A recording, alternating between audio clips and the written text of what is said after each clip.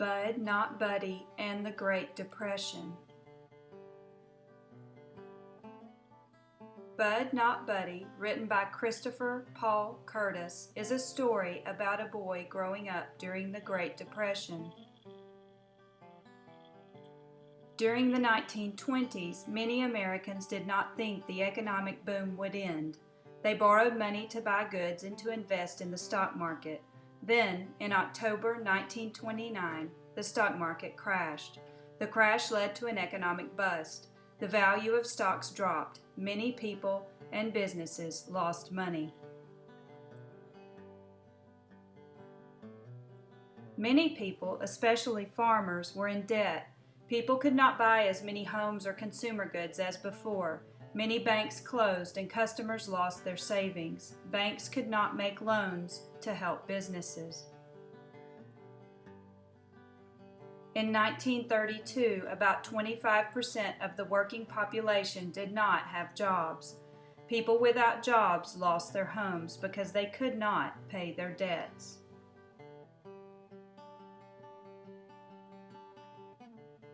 Many became homeless and built shanties. The shanties were homes made from cardboard, broken cars, and wood scraps. People in shanty towns all across the United States called them Hoovervilles, after President Herbert Hoover. They blamed him for the economic problems. Farmers lost their farms, and many were sold at auction to the highest bidder. Well, some of the farmers wouldn't bid on anything at all, and it's because they was trying to help the men as being sold out, so the others wouldn't bid. People were poor and hungry. They stood in bread lines at community kitchens to get free meals. Charities gave food to needy people.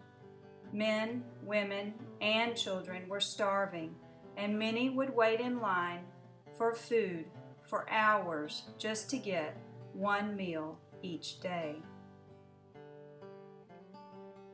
This sign is like the one Buddy saw in the book. It must have felt strange to stand under a sign with such prosperity advertised when so many people were hungry and poor. In the early 1930s, there was a bad drought on the Great Plains. Almost no rain fell, and the soil turned to dust. People called this area the Dust Bowl. Many farmers left to find work.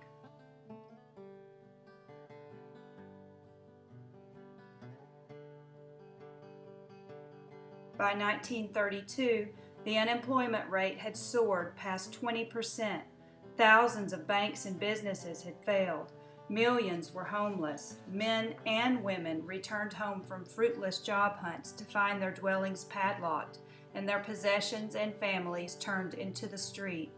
Many drifted from town to town looking for non-existent jobs. People foraged in dumps and garbage cans for food. The presidential campaign of 1932 was run against the backdrop of the Depression. Franklin Delano Roosevelt won the Democratic nomination and campaigned on a platform of attention to the forgotten man at the bottom of the economic pyramid. Hoover continued to insist it was not the government's job to address the growing social crisis. Roosevelt won by a landslide. He took office in March 1933 with the declaration that the only thing we have to fear is fear itself. And I am certain that on this day, my fellow Americans expect that on my induction into the presidency, I will address them with a candor and a decision which the present situation of our people impels.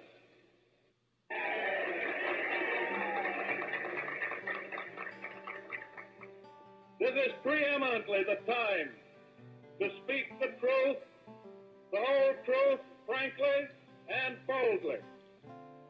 Nor need we shrink from honestly facing conditions in our country today.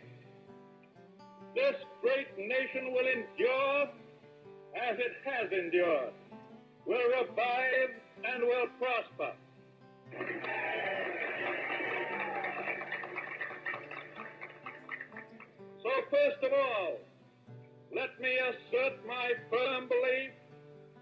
that the only thing we have to fear is fear itself.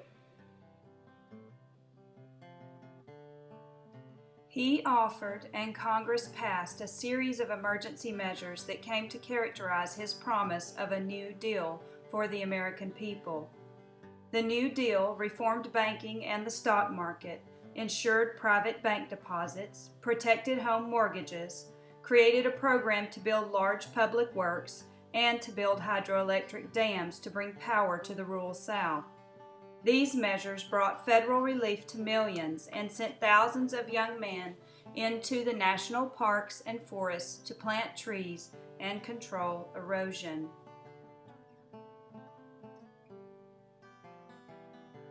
Despite the New Deal's many measures and their alleviation of the worst effects of the Great Depression, it was the humming factories that supplied the American war effort that finally brought the Depression to a close.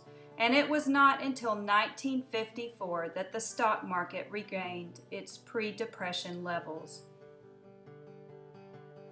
Bud's fantastic story takes place during this challenging time of American history. His orphaned footsteps lead us through Depression-era Michigan on a terrific journey of hope and growth, with a liberal sprinkling of unexpected humor mixed throughout.